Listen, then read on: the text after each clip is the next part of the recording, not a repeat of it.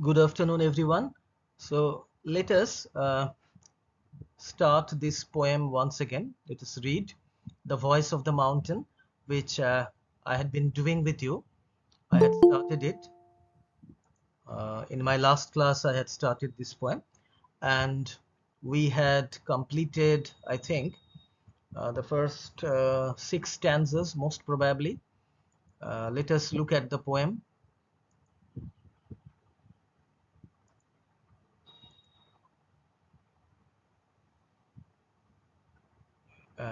Yes, so this is the poem, The Voice of the Mountain, and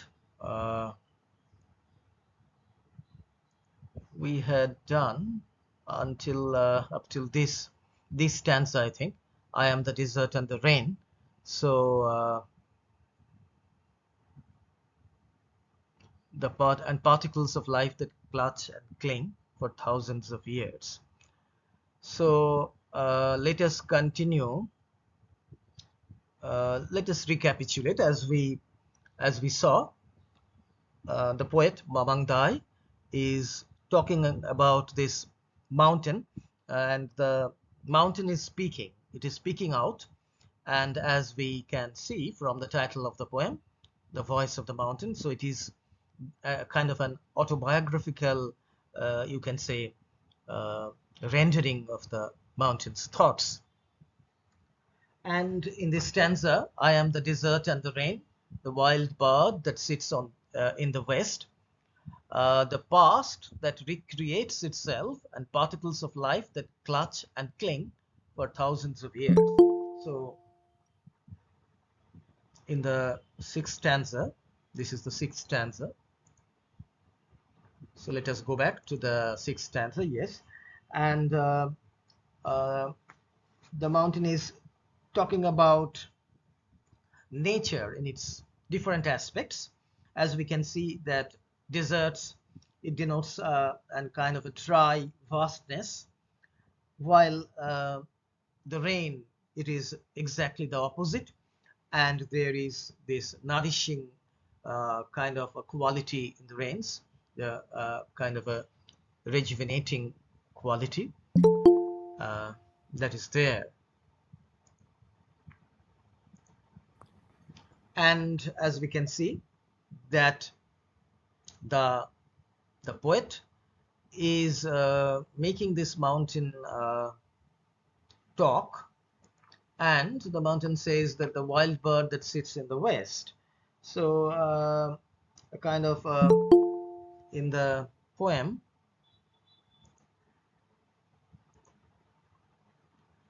yes, so a kind of a contrast is there in the mountain, a kind of a duality, both the harsh and the nurturing qualities of nature. And there is this image of this wild bird, the bird that evokes a kind of sense of freedom and a kind of an untamed spirit, as birds do. And the end of the day is perhaps signified, that sits in the west. After its journey, it is taking rest. The past that recreates itself, and particles of life that clutch and cling for thousands of years. So the past that recreates itself, it is perhaps a kind of a reference to the cyclic nature of time and history, and it suggests that the past is not a kind of a static thing. It is constantly being reshaped, and it has a kind of an influence on the present time. So what the past signifies, it recreates itself, and it is being repeated in the present, and particles of life that clutch and cling for thousands of years. Particles of life, obviously different forms of life, and so the changes that are going on, the resilience of life, the kind of struggle that is going on. So these two words, as I had perhaps talked about in my last class, these two words, clutch and cling, they signify a kind of a holding on to something. And in this case, there is this reference to the creatures which have survived, which have survived over the passage of time, and the mountain has been a witness to all these changes. So the a kind of you can say for thousands of years it has evolved, how life has evolved. That is the kind of knowledge that the mountain possesses. I know these things as rocks know, burning in the sun's embrace, about clouds and sudden rain. So the mountain is a knowledgeable kind of an entity, and as we can see, a kind of a personal kind of a history and a collective history is combining here. And the mountain is talking about its knowledge, how it had gathered the knowledge of these things, and it is confidently assuring us that it knows all these things, just like the rocks which are burning in the sun's embrace. So the rocks that have been there from ancient times, and that have been there, that have gone through all kinds of you know you can say kind of evolution or transformation with the sun, the rays of the sun falling on them for long times, about clouds and sudden rain. So the difference in weather, the sunny weather, as well as during the rainy season, when the sky is covered with clouds and the rain that comes pouring in suddenly. So it is a kind of a reference to the evolving of life, and how we can say that the persistence and tenacity of life, and the cloud that is hovering and it bringing in rain, that brings in rain, sudden rain. As I know, a cloud is a cloud is a cloud. A cloud is this uncertain pulse that sits over my heart. So here the poet is of course showing us the mountain's inner thoughts, and the cloud that is there, that sits over my heart, it might mean a kind of the feeling that the mountain is having, a kind of a sad feeling perhaps.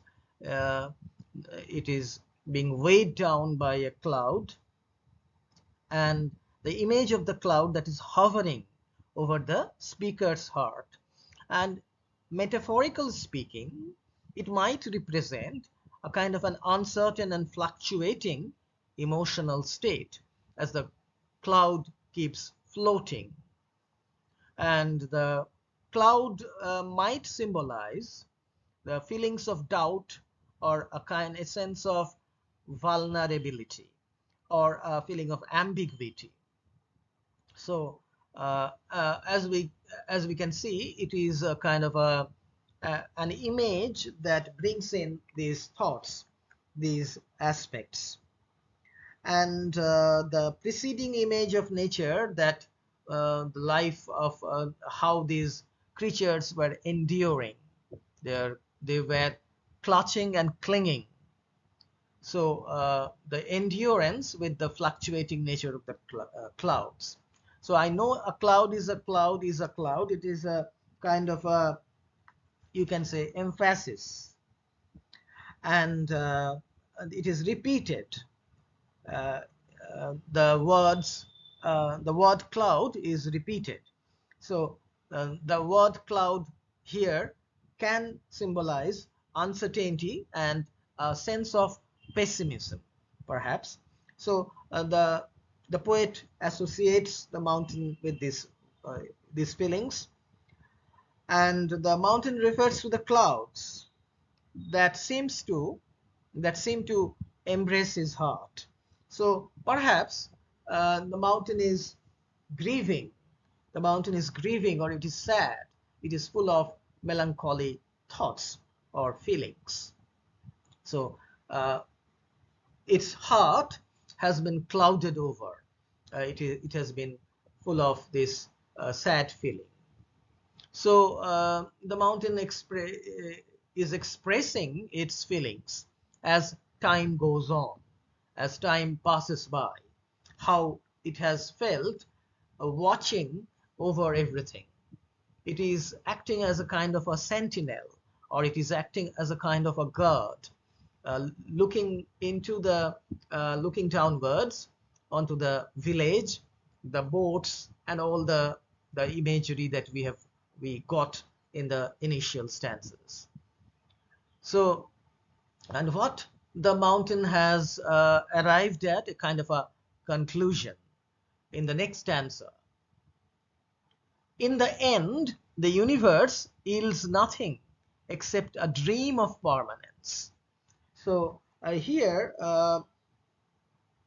in the seventh stanza, this is the seventh stanza, and it is a very short stanza, only four lines.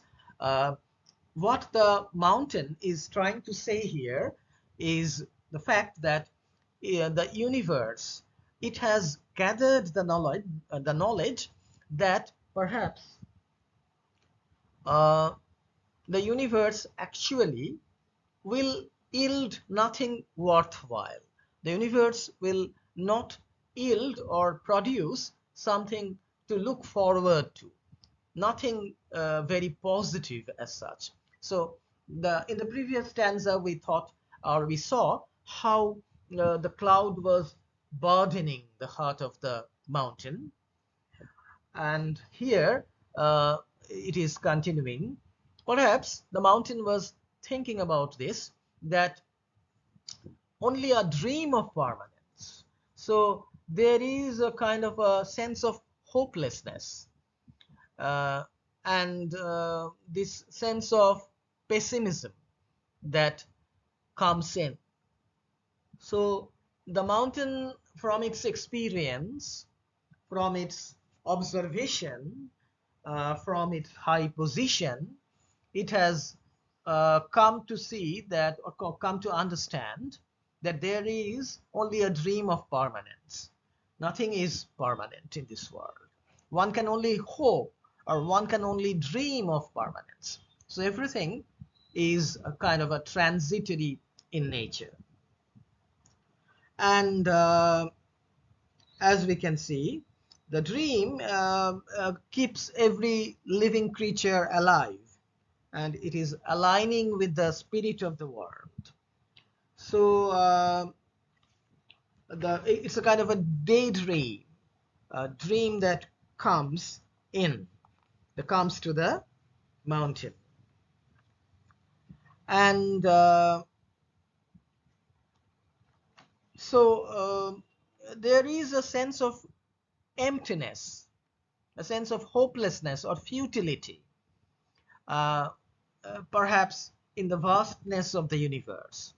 So the limitations, the inherent limitations of the human endeavors, and the ultimate insignificance of the individual pursuits in the grand scheme of the universe. So man is really puny. Man is, compared to the universe, he is really extremely insignificant. He cannot fight the universe. So perhaps this feeling is being hinted at in these lines. So the limitations, and there is a sense of futility, but still within this sense of futility, there exists a kind of a longing, or a kind of a desire, or a dream for something enduring or permanent. So except a dream of permanence. So one is always trying to dream, or having this longing, a desire for permanence. in this impermanent world, in this temporary world. So the line might be, these two lines might be interpreted in a kind of a way as a desire for lasting significance or meaning in this temporary world. So it is as if the poet Mamang Dai, she is what is she doing? She is challenging the conventional notions of peace as a kind of a stable or kind of a achieved state. Peace is a falsity. A moment of rest comes after long combat. So the next line, peace is a falsity, it is a kind of a realization that comes to the poet. And peace is portrayed as something that is elusive or something that is deceptive. Perhaps it also suggests that true harmony is ephemeral in nature. Ephemeral meaning that is not permanent, elusive, and it is subject to disruption by the tumultuous forces of the world. So peace is a falsity. It cannot be achieved because as Mamang Dai here says in this final line of this stanza, a moment of rest comes after long combat. So after a long struggle, a long conflict, time comes, a moment of rest. Just look at this word moment. So it is a moment, it is not a permanent thing. The war or the conflict has been raging on for a very long time, and there is a lull or there is a kind of a break of a very short period of time comes after long combat, and this might be a kind of a reference to, you know, the struggles, the conflicts, the strifes which often happen in the in various northeastern states of our country. And there are the tribal conflicts, the tribal fights, which are often very bloody, and the killings that take place. So Mamang Dai is thinking of our own state, Arunachal Pradesh, and there also there are a number of tribes. She belongs to the Adi tribe or the Adi community, and perhaps she remembers or she's thinking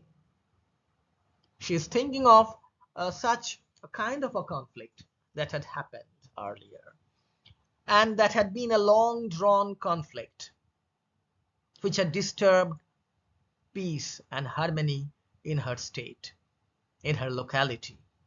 So this is a kind of a statement made by the mountain, made through the mountain. The mountain is a kind of a spokesperson. Nature, actually it's a natural object, of course, but it is speaking out the thoughts of the poet, and it is saying here that peace is not to be expected in this fight that leads to the death, to the destruction, to the destroying of property and lives. So it is a temporary respite or a kind of tranquility that is very much temporary in nature. So peace is something that is not to be wished for. So you can say that it is again a reference to the kind of life that the people in the northeastern states they led. Often there were these fights or conflicts between tribes, and which were long drawn ones, and they seem to have no solution as such. So the war of life continues. So to live in peace is a kind of an illusion, you can say, for the poet or for this mountain, which has a lot of experience, which has seen all these conflicts. So it can make this statement that peace is a falsity. So this is the idea in this particular stanza as expressed here. Now, in the 8th stanza, it is a fairly a bigger stanza than the previous one. So what is being said here? From the east, the warrior returns with the blood of peonies. Now, we can see here that the poet here is referring to the warrior, the leader of the tribe who had been to a kind of a war with another tribe, and he is returning with the blood of peonies. So peony, it is a kind of a flower. It is a very beautiful kind of a flower, colorful, blood red, and there is this image here.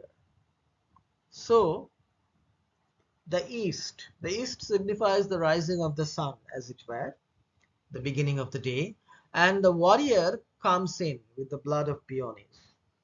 So the image is, of course, kind of a contrasting image. It refers to the coexistence of struggle and beauty. And I am the child who died at the edge of the world, the distance between end and hope. So you had read about the death of the white child in Derek Walcott's poem, A Far Cry from Africa. And here again, the death of children, because of the conflict between these tribes. So the mountain is perhaps talking about the fact that his childlike spirit, he might be talking about his childlike spirit that died at the edge of the world, where he is standing firmly. So, or it might refer to a kind of a conflict where even the children, they died. So there can be two meanings, and the description continues, the distance between end and hope. And again, Mamang Dai is highlighting the kind of emotional and spiritual distance between the end of reaching one's journey or kind of aspiration and finding hope and some kind of longing that is there at the end of the journey. So after kind of an emotional and spiritual experience, one might find one's journey, the end of one's journey. One might reach the end of one's journey. So here is the description of this warrior who has reached the end of the struggle, and with a kind of a hope, perhaps. So in the next line, we can see the star diagram that fell from the sky, the summer that makes men weep. And the star diagram refers to the starlit sky, the night sky where a lot of stars are there, and the scorching summer that makes men weep, so because of the heat. And kind of reference to the starlit sky as a guide for the explorer, or a kind of a sense of what we can say suffering that people endure during the hot summer months. So it is a contrast between night, the cool night, and the summer that is extremely uncomfortable. I am the woman lost in translation who survives with happiness to carry on. Now here, the woman lost in translation. Now it suggests a sense of displacement or a sense of disconnection. So someone, a woman who has been lost in translation, who has lost her moorings or home with the passage of time, with trying to kind of a struggle, having a kind of a struggle to survive and carry on with happiness. So the fact of this, so as we can see that, or it might mean that he is the mountain, rather mountain is talking about a woman who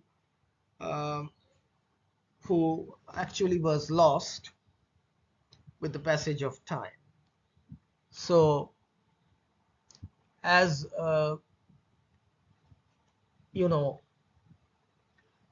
with the passage of time and the how things are changing, so human beings are also subject to that transformation. And the mountain is representing that woman, as it were.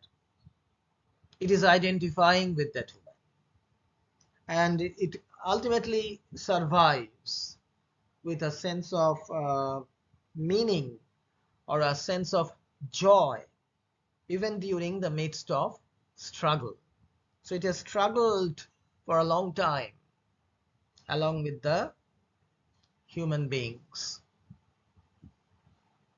through the passage of time, and it is still surviving till this day.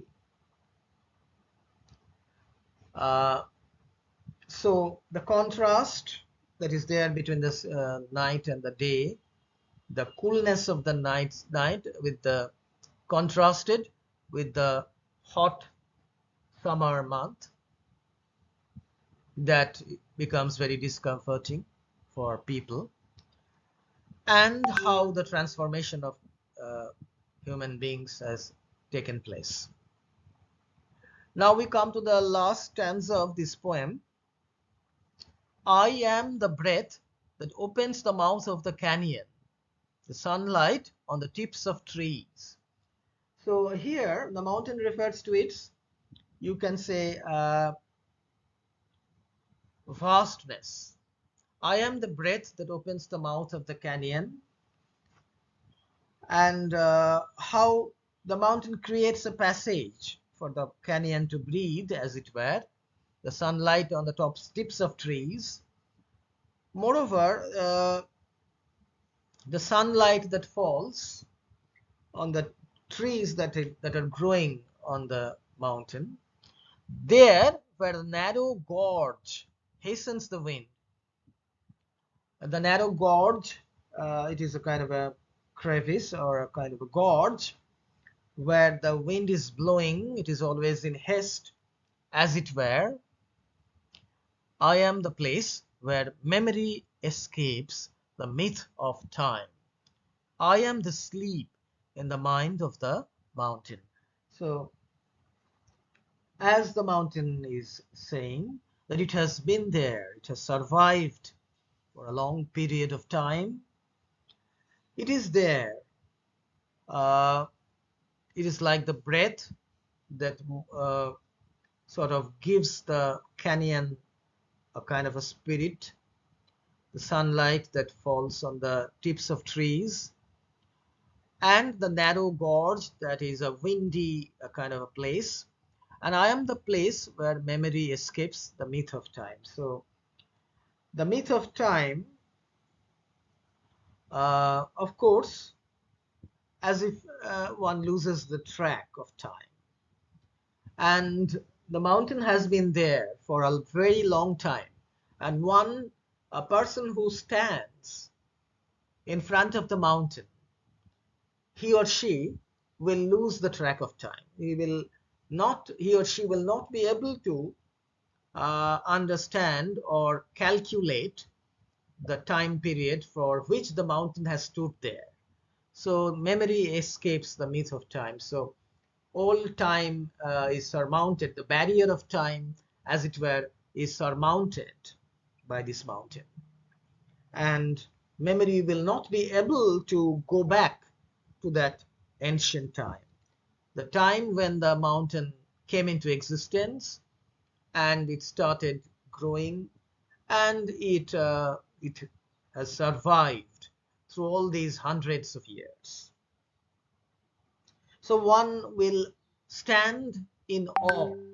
It is a kind of a magnificent natural object, the mountain, which would evoke a sense of awe, a sense of admiration and amazement combined together in anyone.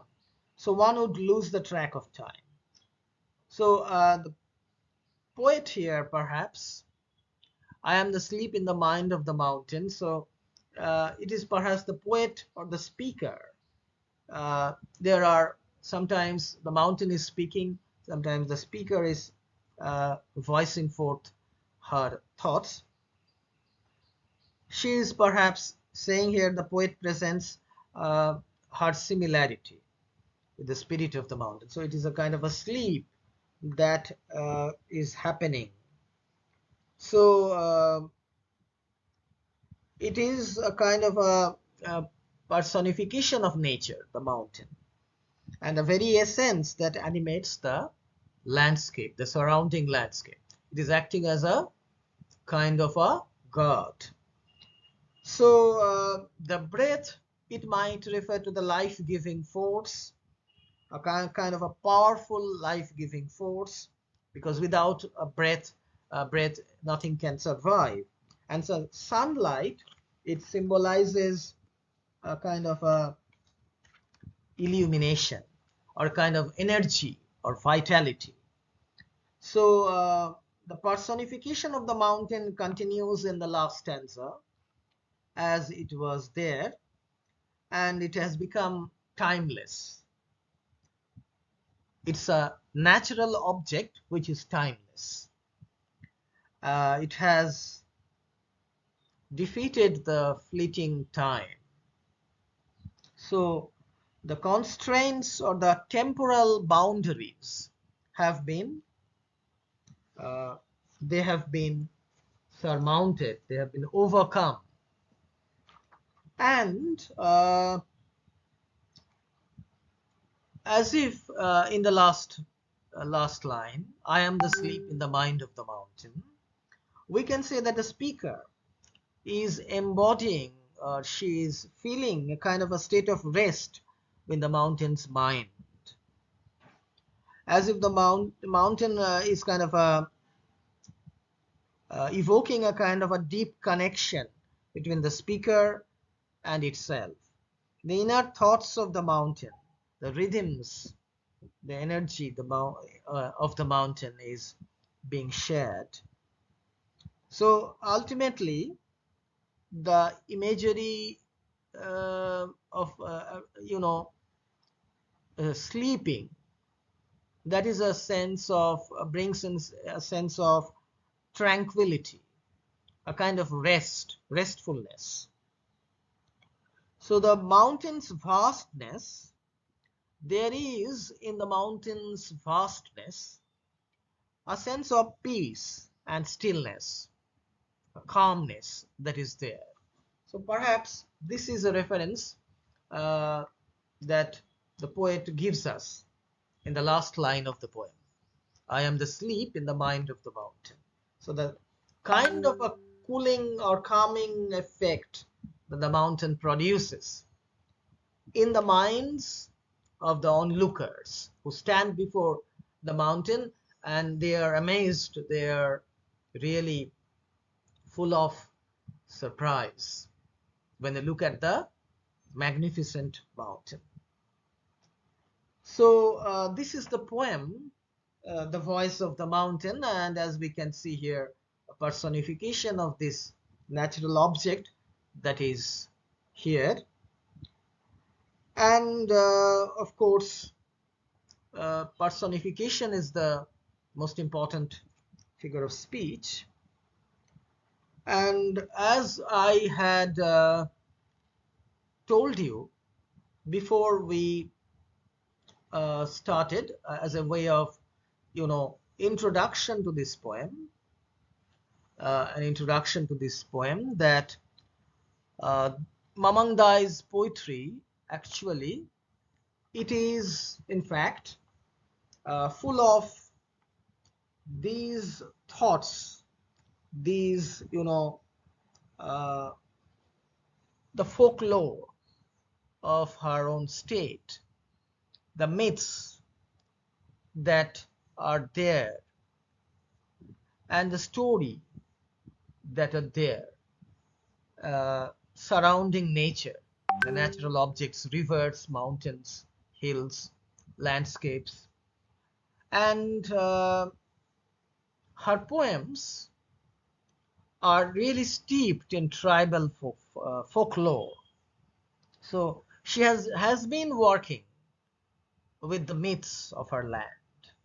And Arunachal Pradesh is a state which is really rich in flora and fauna, and you can say the elements of nature which we find here, references different elements of nature, so that we can find here. The elements of nature like the cloud, the river, the mountain, and this peaceful state has often been disturbed by the insurgency, the conflicts between different tribes. So that is also referred to here. And there is a sense of harmony, a kind of peace that is occasionally disturbed, and that is why peace is being disturbed. And the imagery of the mountain, the symbolism of the mountain, that is, it plays a very important role here. In order to understand this poem, we can look at it as a kind of an interaction between nature and human beings, nature and society as such.